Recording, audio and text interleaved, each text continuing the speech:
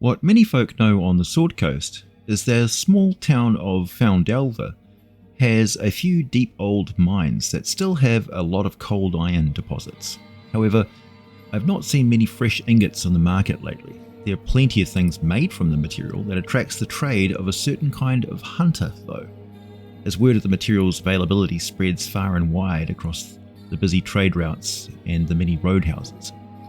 It was an unseasonably pleasant morning when I left the road and headed deeper into the heart of the continent, as I was on my way to visit the spirit-soaring temple, the cathedral, and the family of Cadley Bonadus. I was not expecting to meet anyone who was not a bandit or a hermit of some kind, so I was moving at a wary pace, keeping my eyes peeled, as the humans say. Halflings have other terms, usually involving the sensitive hair on our toes, though, to be honest, my feet are not hairy at all, thanks to my mixed ancestry. The sun was just cresting over the treetops when someone with very sharp senses spotted me. I met Lucan Thriss on his way from Calimshan, travelling off the main road as I was. Of course, we were wary of each other initially, but as soon as I offered to share a pot of tea, he relaxed his guard and called off his lurking pet. That pet is the subject of today's video. Lucan Thriss was journeying through the wilderness, both because he was not a member of the races and societies of Faerun, and where he came from originally, the wilderness of Faerun is like a stroll through a park by comparison. Lucan is a barrior, with the upper body of a stout and muscular man and the lower half of a mighty mountain goat. He sported a pair of magnificently curved horns carved with intricate runes and decorated in gold and jewels like a king's crown. He carried 2 scimitars of silver steel and a recurved bow made from wood and horn taken from his home plane of Isgard, and he was on the hunt for fey creatures, hence his need for cold iron. As we settled down next to a fire for tea, his companion spooked me again as it scuttled around from concealment in the tall grass and flax plants. Then, in a flash of tentacles and protruding eye stalks, it was suddenly a smooth pale boulder, rounded and pebbled with a natural-looking pattern, like very weathered coastal river stone. It nestled into the ground next to Lucan, looking to all the world like a boulder that had been there for years. I'd seen this behaviour a few times and wondered if it was anything like a sea creature that had adapted to live on the land. Back at the end of the Blue Age on Toril, many creatures like that had evolved and still thrived. I asked Lucan what his animal was, and he told me it was called a Belabra. It was not from Isgard, but was native to Toril, as I suspected. So this was the Belabra. I'd never seen one, but I'd seen the name in some journals from Candlekeep.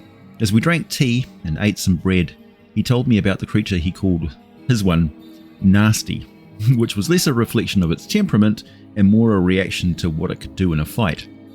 He'd picked this one up a year before in the markets of Calimshan for 1,500 gold coins, which I thought was reasonable as it was clearly well trained and in its prime. Lucan was enthusiastic in regaling me with tales of the creature's hunting skills.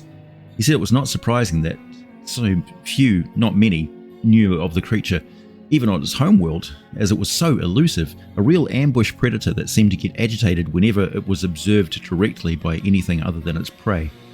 It seemed to know that Lucan was the one who owned it though. He said it had never been aggressive towards him and took care of its own needs, hunting small game, though it did tend to eat a lot of stray cats in Calimshan, which were too easy for it to grab, while rats required a bit more effort. I didn't like the sound of it having a taste for cats, but I held my tongue.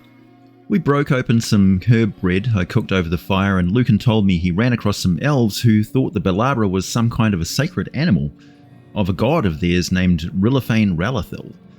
I knew that one, the tree god. He was not just revered by elves. I know the star elves of Aglarond and the ancient Ur would worship a giant treant called Relcath of the Infinite Branches, who was purported to be an aspect of Rilifane Ralathil. And I know another of his names is the Great Oak, so a powerful natured deity, probably not very active outside of the deep forest.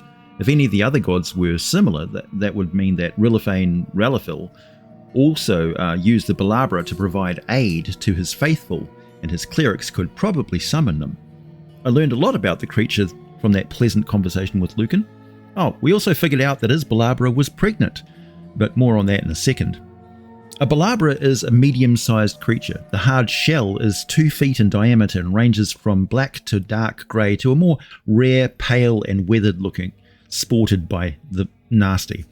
Creature has 12 barbed tentacles that allow it to stand upright on them, about 5 feet tall in total, and when it does that you can clearly see the similarity to those peaceful underground creatures called the Flump, though it's like a Flump and a Grell had a baby, or perhaps the Belabra is a primitive ancestor of both species. I'm not so sure. They seem very similar anyway, but I'm not entirely certain that they're related. The shell does have a weakness. It has 4 gaps in the top where the Belabra keeps its retractable eye stalks, very similar to those of a snail, but with much sharper eyesight. Under the shell, between the tentacles, its hide is white and has a powerful beak like a squid that can take a hefty chunk out of anything it bites. In combat, the Belabra will put on a burst of speed and agility, and thanks to some sort of membranes between the tentacles, the creature can leap and glide quite unexpectedly. The Belabra utilizes its shell for defense, bounding about to shield its vulnerable underside. It attacks by either ramming foes with its shell or entangling them with its barbed tentacles and attacking with its beak. When ramming, the Belabra kicks with its tentacles to launch itself into the air, traveling up to 60 yards. It can attempt to entangle a target mid-leap, imposing penalties on the victim's dexterity and providing a bonus to the Belabra's subsequent attacks with its beak. Victims can try to escape the entanglement, suffer damage from the barbs in the process. The Belabra's shell grants its head a significant armor class bonus, while its tentacles and undersides are more vulnerable. When a creature within 5 feet of the Belabra hits with a melee attack, the Belabra also sprays blood from its injured tentacle. Each humanoid creature within 10 feet of the Belabra must succeed on a DC 12 Constitution saving throw or suffer the following effects. On a failed save, the creature is poisoned for a minute. If the saving throw fails by 5 or more, the creature is also blinded until the poisoning ends. The poisoned creature can repeat the saving throw at the end of each of its turns, ending the effect on itself on a success. This may or may not confer immunity to the blood spray for the next 24 hours. I'm not sure on that point.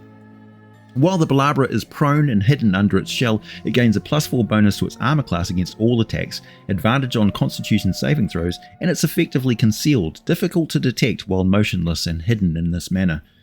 It is +4 to attack with its tentacles. The barbed tentacles inflict 1d8 +2 damage with each strike, and the difficulty class for escaping its entangling tentacles is 12. Plus, tearing free of those barbs also inflicts 44 damage. If a target is grappled by it, the Belabra makes bite attacks with its beak with advantage, inflicting 1d10 +2 damage with each attack. The Belabra has a natural armor class of 14 and around 52 hit points, a speed of 30 feet both on the ground and clambering up the surface of trees. Its attributes reflect its physical strength and fortitude, including a pretty high dexterity, but it also has an intelligence of 3, so it can understand commands but not spoken language. Oh yeah, how we could tell Nasty was pregnant. Although Belabra are not asexual, they only have one gender, and they all require a partner to reproduce. Both get pregnant from the union, and the young start out as buds that grow on the inside of the Belabra's inner wall of the stomach. The buds can grow there for the next 6 to 10 months, and they get vomited out by the parent.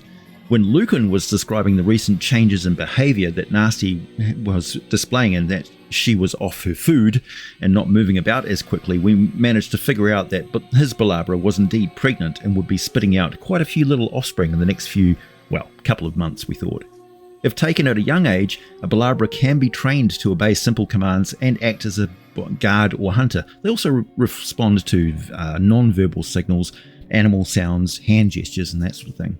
Or smells, smoke, alarms, something being attacked, those sort of triggers. If so trained, it identifies with its master and remains with him even in the heat of battle. Training a captured Belabra takes up to 4 months and requires a skilled instructor. A lot of patience, a number of live animals to serve as practice kills, and the frequent presence of the person who will be that creature's master. So you just don't buy them on a whim. Adverse conditions can greatly extend the training period. Once the training is completed, the Belabra can be employed in the same manner as an attack dog. A young Belabra has been raised for 2 years, can be taught to capture and hold a victim without trying to kill it. I left Lucan and Nasty and carried on my journey to the east, though I did keep a more wary eye on the long grass and shadowed upper tree branches, now knowing yet another weird creature might be hiding there, stalking me and drooling. We halflings are notoriously delicious after all. My name is AJ Pickett, thanks for listening, and as always, I'll be back with more for you very soon.